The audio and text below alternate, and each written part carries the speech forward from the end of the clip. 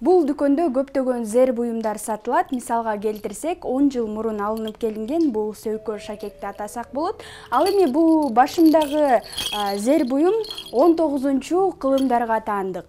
Ал эми бул жака көңүл бурсак, бул жерде 30 жыл мурун, 40 жыл мурун, 1000 жыл мурун тагылган буюмдар бар экен.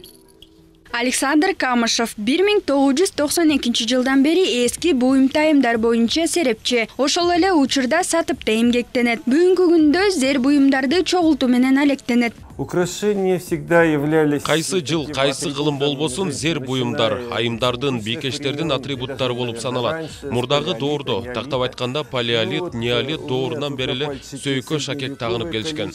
Мисал келтирсек, колумдагы шакектер 6-7 кылымга таандык. Аталган шакектер Чүй өйрөнүнөн табылган. Наша Чуйская долина была так плотно заселена. Мисалы, бул чачпак 19-кылымга таандык. Күмүштөн жана түрдүү мончоктордон чогултулган. Чачпак тууралуу көптөгөн ойлор айтылып келет.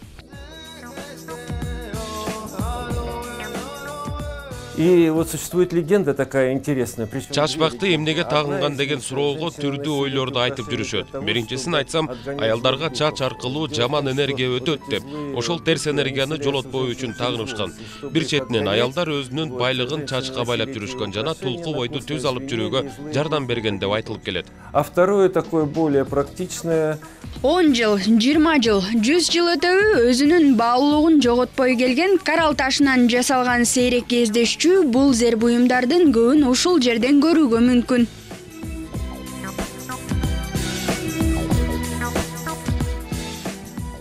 Айзада Нурадилова, Улан Сатукулов, Нью ТВ.